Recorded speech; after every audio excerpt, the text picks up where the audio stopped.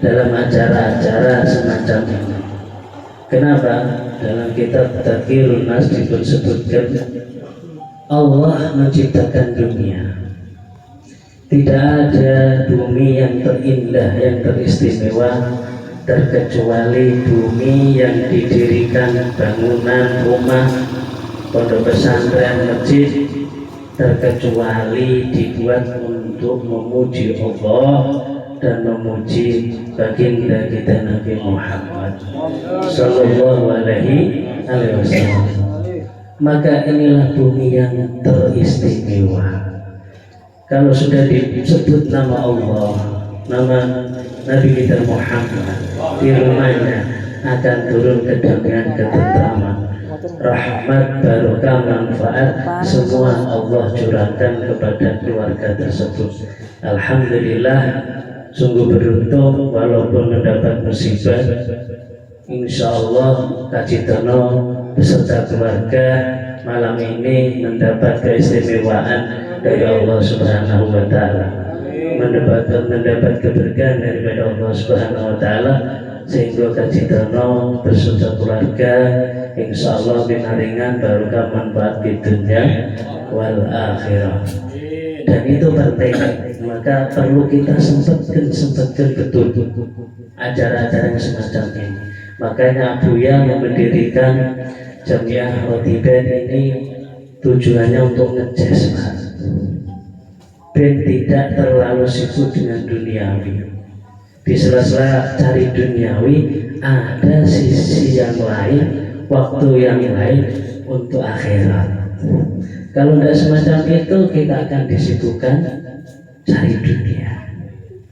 Oleh karena itu, wadah yang sudah dibikin oleh Abuya ini, ayo kita makmurkan terus-menerus hatta yaumul qiyamah. Insyaallah ya, sempatkan datang. Ini perlu. Bahkan Abuya sudah mengatakan, jangan berharap keluarganya tentrem, aman, damai, sentosa kalau tidak pernah hadir dalam suatu majelis.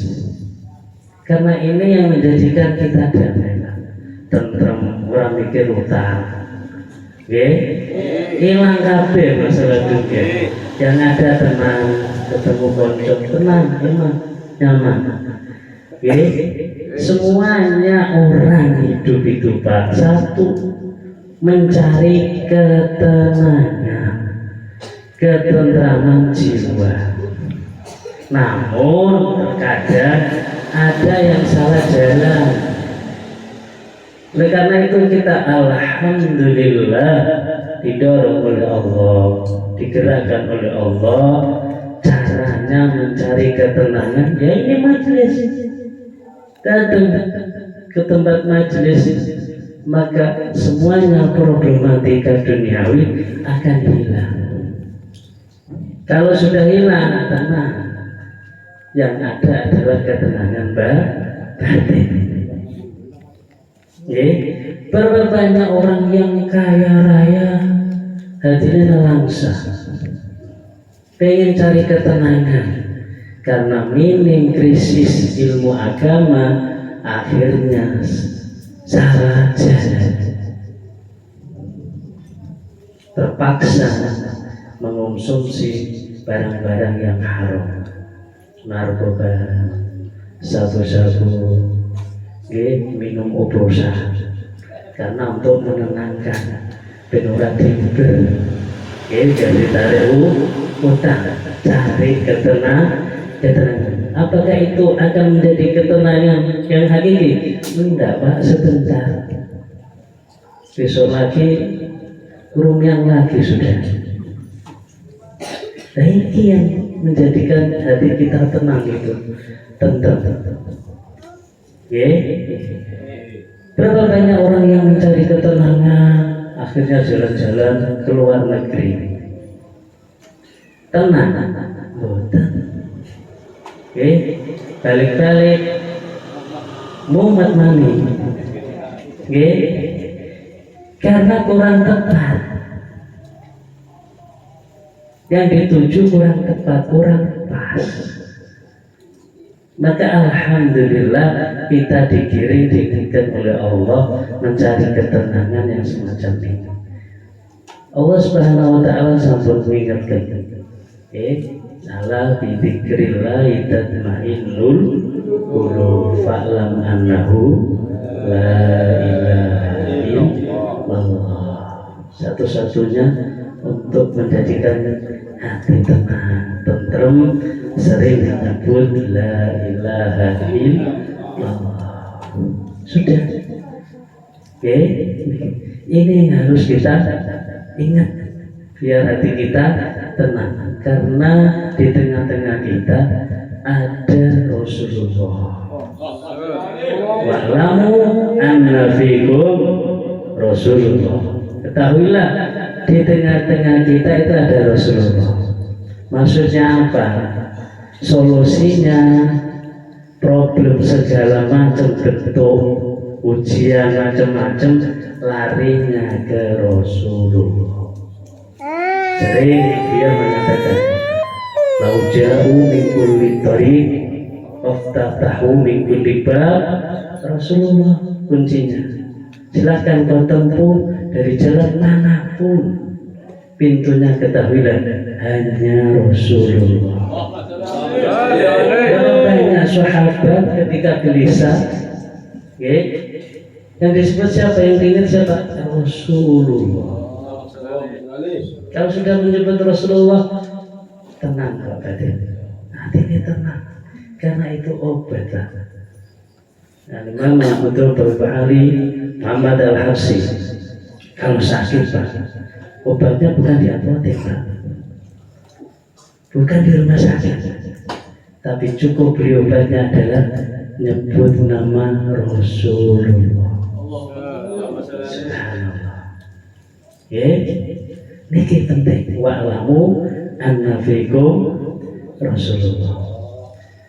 Dan Rasulullah SAW telah diberi keistimewaan oleh Allah Subhanahu wa taala sebagai modal, sebagai bekal kita hidup di dunia.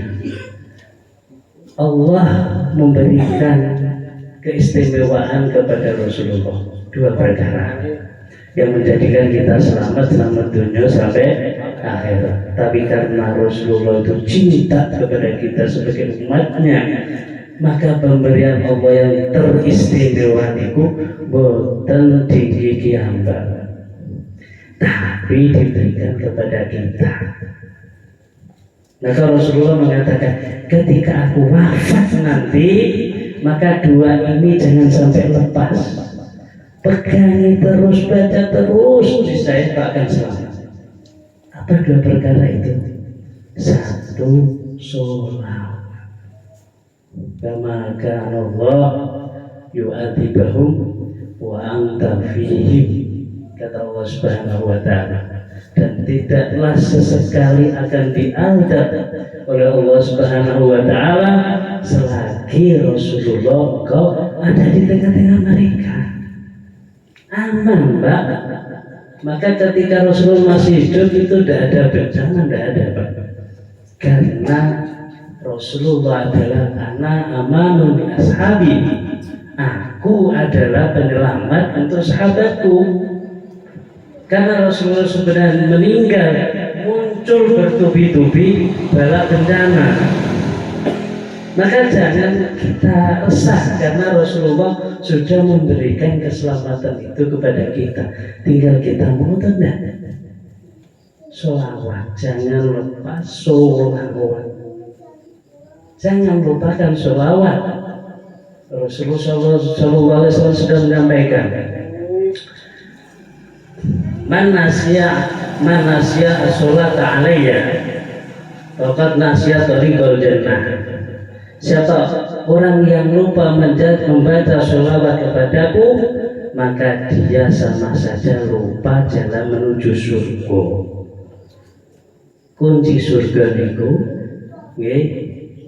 mitahul jannah la ilaha illallah Muhammadur Rasulullah. Surga tidak akan dibuka oleh Allah terkecuali Rasulullah. Ini pemberian yang nomor kali berupa istighfar. Maka penting dua-duanya ini jadikan kita bekal untuk menunggu kematian. Dibaca terus selawat istighfar. Wa ma kana mu'adzibahum wa hum yastaghfirun, kata Allah. Ini tidak akan sesekali akan disiksa oleh Allah terkecuali kalian semuanya berdamaikan daripada istighfar. Ingat mati, konten senunggalipun saya soh wasamir wala tazal dzikral maut fanisyuhu dallun mubinun. Soh, wahai teman-temanku semuanya, samir, bersungguh-sungguhlah kalian, wala tazal dzikral maut, dan selalu mengingat daripada kematian. Kematian itu ada di depan mata. Berapa sahabat kita yang tadinya bareng kumpul majlis bareng, royat bareng, sekarang sudah di kuburan. Maka inilah yang harus kita paksa biar selalu kita ingat akhirat. Hanya itu yang menjadikan kita semangat untuk ibadah. Fanisyanuhu, maka barang tentu kalau sudah kematian dilupakan, dalun mubinun, pasti orang itu akan tersesat.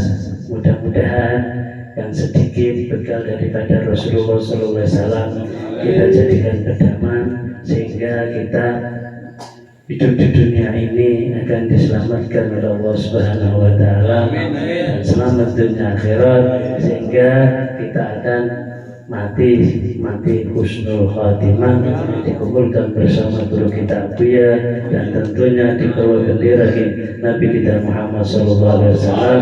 Dan ini yang bisa kami sampaikan. Assalamualaikum warahmatullahi wabarakatuh.